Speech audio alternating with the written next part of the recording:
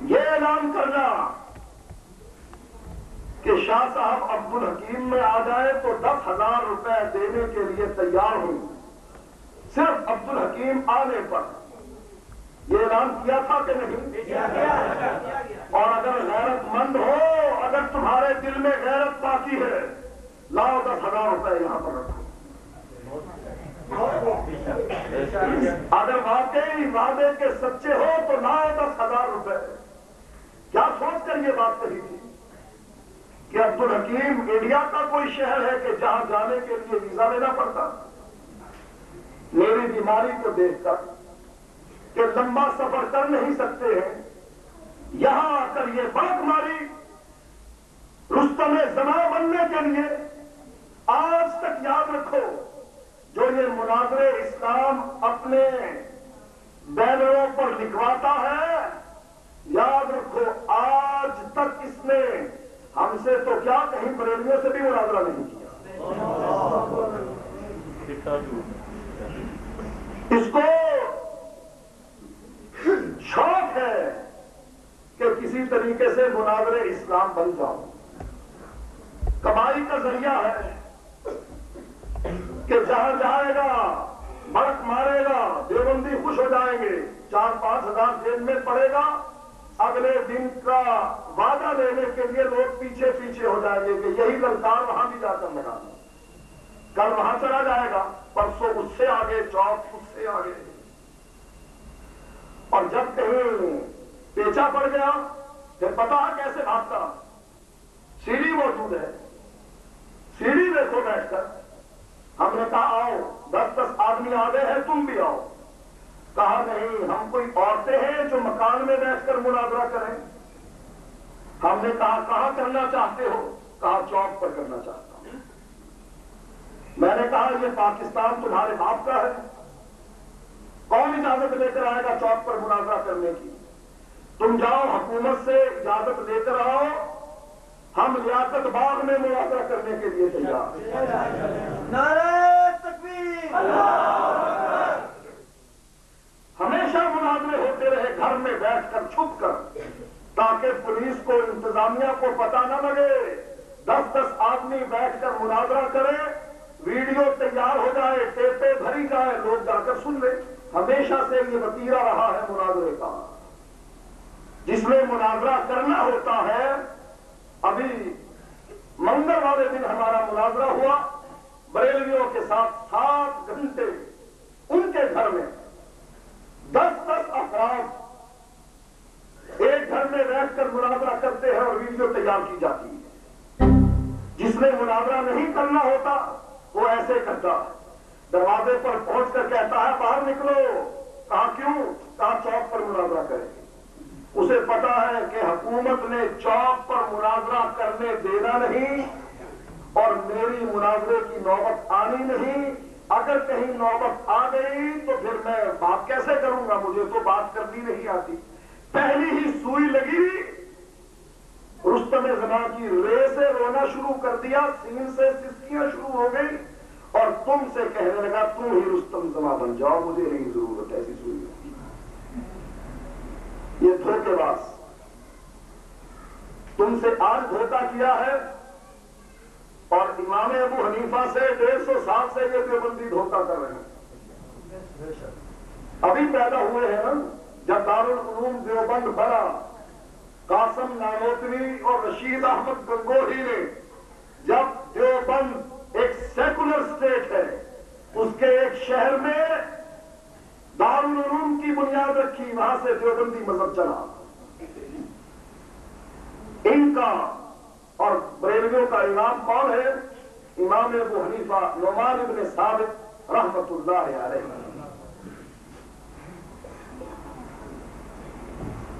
اگر یہ وفا کرنے والے ہوتے، اپنے نام کے ساتھ حنفی لکھتے ہیں۔ ان سے پوچھا گیا تم کتنے حنفی ہو؟ کہا ہم صرف مسائل میں امام ابو حنیفہ کی تقلید کرتے ہیں، عقیدے میں امام ابو حنیفہ کی تقلید نہیں کرتے۔ عقیدہ بڑی چیز ہے یا مسئلہ؟ عقیدہ بنیاد ہے اور مسائل عمارت ہے.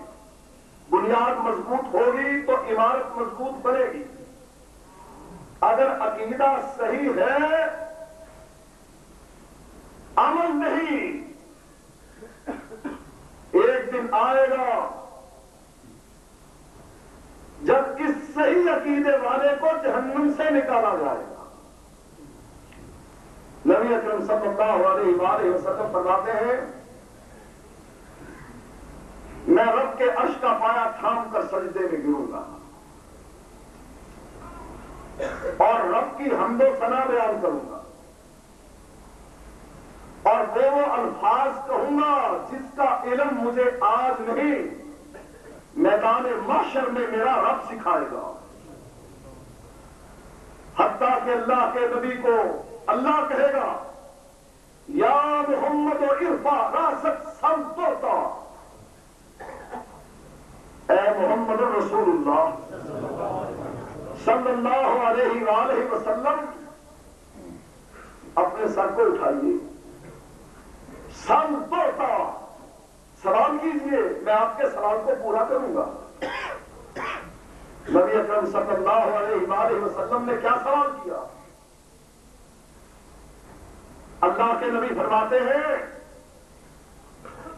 ایک دعا اللہ نے یہ وعدہ کیا ہے ہر نبی سے کہ اس کی ایک دعا ضرور پوری کی جائے. انبیاء نے اپنی دعائیں دنیا میں مانگی. ہمارے امام اعظم، ہمارے آقا رہنما مقتدی محمد رسول اللہ صلی اللہ علیہ وآلہ وسلم فرماتے ہیں میں نے وہ دعا دنیا میں استعمال نہیں کی، آخرت کے لیے رکھ چھوڑی. اچھی چیز تھی، کس کے لیے رکھی؟ اپنے لیے، اپنی بیٹی فاطمہ کے لیے، اپنی پھوپھی سفیہ کے لیے، یا اپنی بیٹی کو کہہ دیا اے فاطمہ سوی ما شئت من مالی ولا اغنی عنک من اللہ شیئا، فاطمہ دنیا میں جو دل چاہتا ہے مانگ، میں تجھے دینے کے لیے تیار، لیکن قیامت کے دن اگر رب نے کسی گناہ کے بدلے میں پکڑ لیا تجھ کو بچا نہ سکوں گا. اے ملی یا فاطمہ، اے محمد کی بیٹی فاطمہ عمل کرنا، اس غرور اور تکبر میں نہ رہنا کہ میں نبی کی بیٹی ہوں. نبی کی ہی نہیں، نبیوں کے سردار کی بیٹی. آپ فرماتے ہیں انا سید ولد آدم، میں ساری آدم کی اولاد کا سردار ہوں. لواء الحمد یوم القیامت بیدی، قیامت کے دن اللہ کی حمد کا جھنڈا میرے ہاتھ میں ہوگا. آدم کہاں ہوں گے؟ نوح کہاں ہوں گے؟ ابراہیم خلیل اللہ کہاں ہوں گے؟ موسیٰ کلیم اللہ کہاں ہوں گے؟ اسماعیل ذبیح اللہ کہاں ہوں گے؟ کہاں ہوں گے عیسیٰ روح اللہ؟ فرمایا آدم و من سراء تحت لوائی، آدم سے لے کر عیسیٰ تک سارے انبیاء میرے جھنڈے کے نیچے. اور تمہارے امام کی تو جھنڈی بھی نہیں ہوگی. جس امام کی تقلید کا تم دم بھرتے ہو، جس کو تم امام اعظم کہتے ہو، جس کے نام کی مسجدیں اور مدارس بناتے ہو، اس امام کی تو قیامت کے دن جھنڈا تو درکنار ایک جھنڈی بھی نہیں ہوگی. جھنڈا ہوگا تو ہمارے امام اعظم کا. آپ نے فرمایا فاطمہ اس غرور میں نہ رہنا کہ میں انبیاء کے سردار کی بیٹی ہوں. قیامت کے دن کسی گناہ کے بدلے میں اگر رب نے پوچھا میں تجھ کو بچا نہ سکوں گا. اللہ کے نبی یہ دعا کس کے لیے رکھی ہے؟ ایک سوالی سوال کرتا ہے اللہ کے نبی سے، اے اللہ کے نبی آپ کو سب سے زیادہ کس سے پیار ہے؟ فرمایا عائشہ سے. عرض کرنے لگا من الرجال یا رسول اللہ، اللہ کے نبی مردوں میں سب سے زیادہ پیار کس سے ہے؟ فرمایا ابوہا، سب سے زیادہ پیار مردوں میں عائشہ کے باپ ابو بکر سے، وہی عائشہ رضی اللہ تعالی عنہا ایک دن عرض کرتی ہے اس سوال کے جواب میں، جب اللہ کے نبی فرماتے ہیں 3 موقع ایسے آئیں گے کہ کوئی کسی کو یاد نہ رکھے گا، حضرت عائشہ پلٹ کر پوچھتی ہے اللہ کے نبی آپ مجھ کو بھی؟ عائشہ کو مان تھا، گھمنڈ تھا کہ اللہ کے نبی اپنی بیویوں سے آخری ایام میں پوچھتے ہیں میں کل کہاں جاؤں گا، کل کس کے گھر میں باری ہے؟ کہا اللہ کے نبی فلاں بیوی کے گھر میں، کہا پھر اس کے بعد کس کی باری ہے؟ کہا فلاں بیوی کی، فرمایا پھر اس کے بعد کس کی باری ہے؟ کہا فلاں بیوی کی۔